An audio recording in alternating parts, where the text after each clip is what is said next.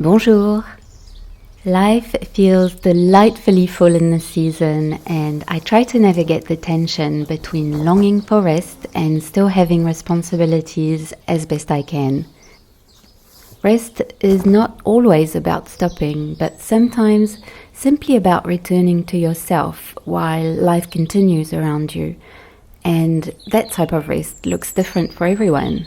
Some need social interactions to recharge, others complete solitude, movement or stillness, silence or music.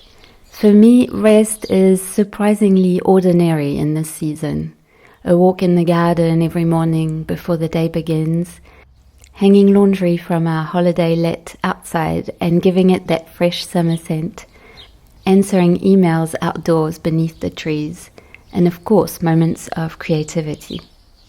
I think rest is about knowing yourself well enough to recognize what will bring you back to a positive calm in the middle of the mundane or the busyness.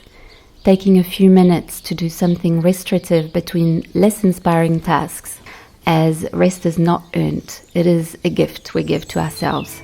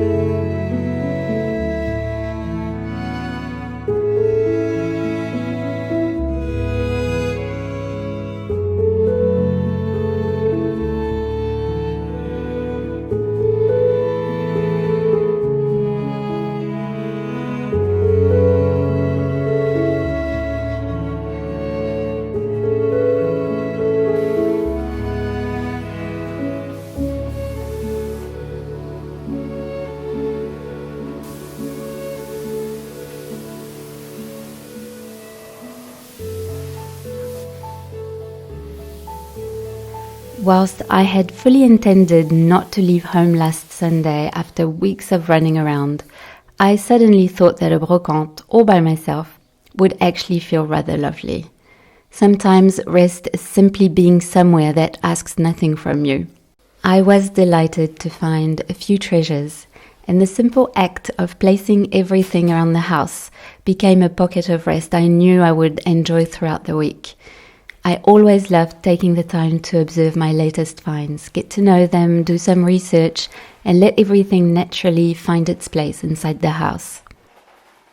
I could not resist this 17th century armchair, covered in its original hand-stitched tapestry. From the Louis XIV period, and although I never mention prices on my channel, I have decided to make an exception this once to explain that the €30 price tag helped a very speedy decision, despite the tapestry being very worn and despite not actually having room for said armchair.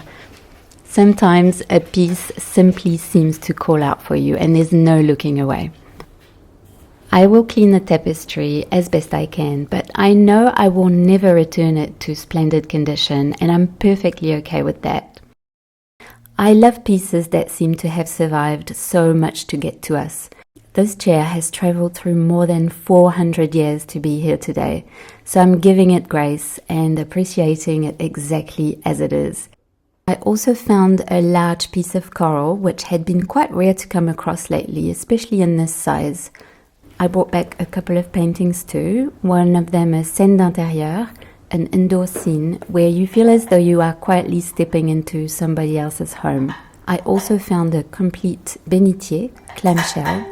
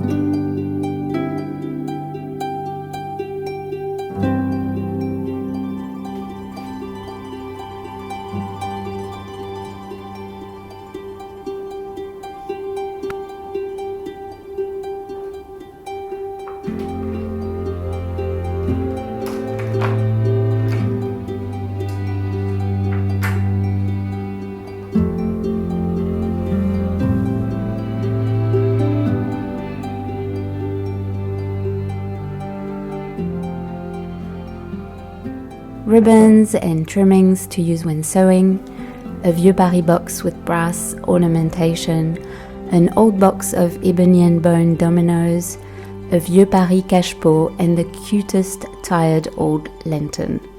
The brass ornament and the shell hook will both be used for a couple of ideas I have for our holiday apartment.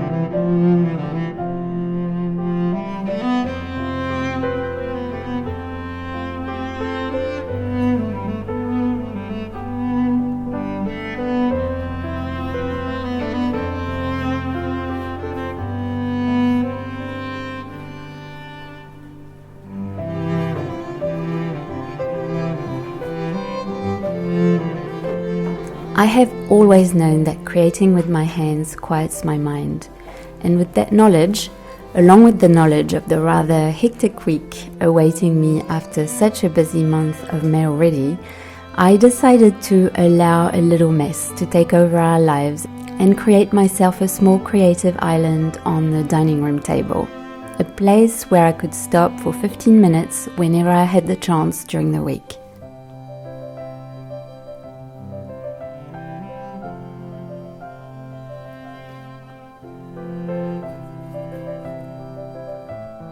Knowing this little break was there with everything left out and no intention of tidying away for several days, felt like such a comfort whenever I was able to sit down and create.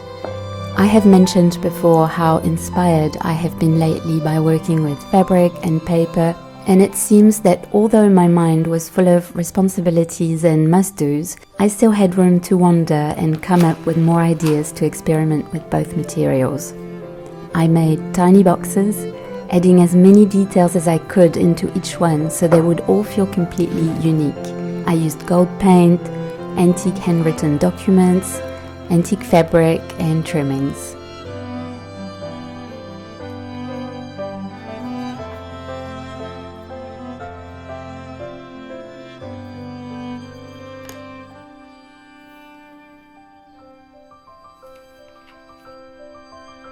I also worked on sacred hats adorned with antique fabric and trimmings that were originally used to sew garments for mass.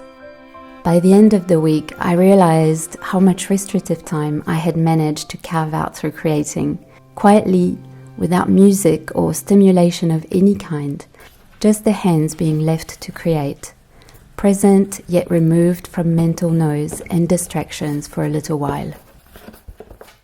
And it was lovely to see everyone slowly gathering around the table too, each with their own projects, sitting nearby to chat and watch, or simply reading quietly beside one another.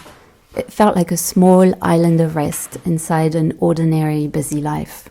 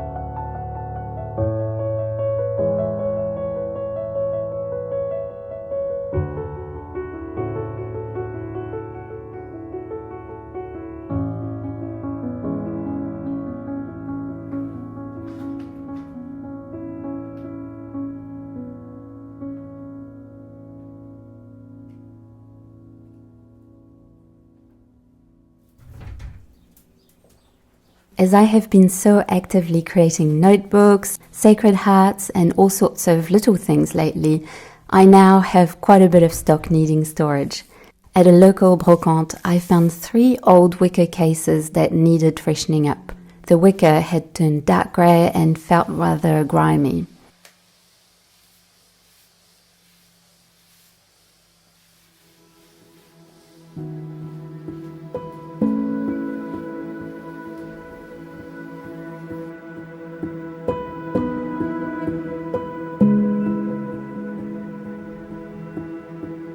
I diluted sorrel salt in warm water and applied the mixture to every surface of the wicker using a sponge and a brush for the harder to reach areas.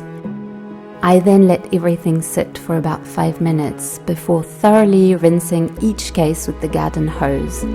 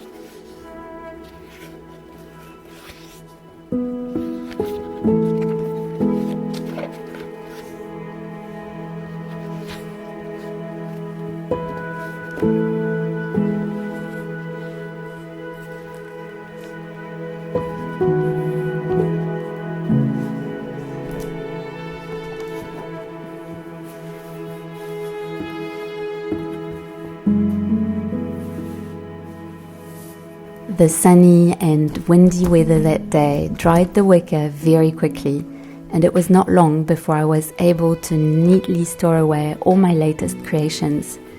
I do have a plan for all of these, of course, but that is a story for another time. Perhaps rest is not always found in grand pauses or perfect stillness, but in these little moments we quietly make for ourselves throughout ordinary days. Small rituals, simple pleasures, and pockets of creativity that gently carry us through the busier seasons of life. À bientôt.